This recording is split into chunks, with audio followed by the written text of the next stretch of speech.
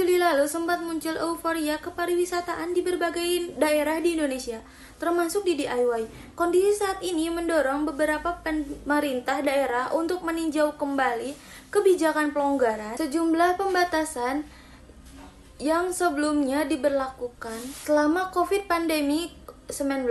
Disiplin protokol kesehatan pencegahan penyebaran COVID-19 lebih ditingkatkan. Beberapa pihak juga khawatir pariwisatawan akan memicu klaster baru penyebaran virus corona atau COVID-19. Dalam kondisi saat ini, libur panjang cuti bersama mendatangkan ribuan wisatawan di sejumlah destinasi wilayah di berbagai daerah, termasuk di DIY. Malioboro sebagai jantung wisata Yogyakarta dipadati wisatawan, demikian juga sebagai destinasi wilayah lain di DIY.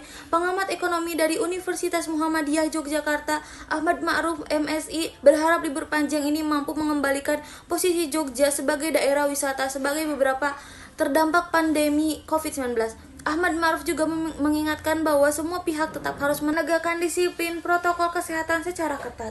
Selama ini, Pemda DIY bersama pemerintahan kota dan pemerintahan kabupaten di DIY memang terus-menerus mengingatkan masyarakat agar selalu mewaspadai penyebaran COVID-19. Ditegaskan oleh Gubernur DIY Sri Sultan Hamengkubuwono, penegakan protokol kesehatan harus ditetapkan secara ketat di semua sektor, baik di sisi wisatawan maupun pelaku usaha di DIY.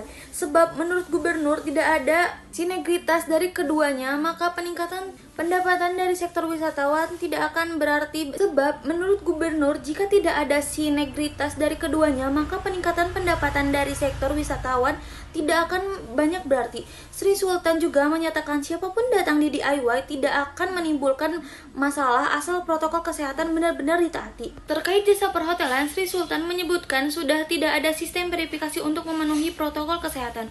Bahkan mayoritas hotel sudah diverifikasi untuk memenuhi protokol kesehatan. Kalau ada kasus positif di hotel, maka hotel tersebut harus ditutup. Harus diakui, sektor pariwisata memang menjadi salah satu andalan pendapatan asli daerah atau PAD. Sebab sektor wisata mampu menggerakkan sektor-sektor ekonomi lain seperti kulineran, kerajinan, dan jasa perhotelan maupun jasa transportasi. Dengan ada pergerakan sektor wisata, otomatis perekonomian rakyat akan ikut tergerakkan. Namun di sisi lain, faktor kesehatan, keamanan, dan kenyamanan masyarakat juga tidak bisa diabaikan. Bahkan masyarakat tidak hanya butuh kondisi aman dan nyaman, tetapi juga butuh mangan dan kondisi mapan.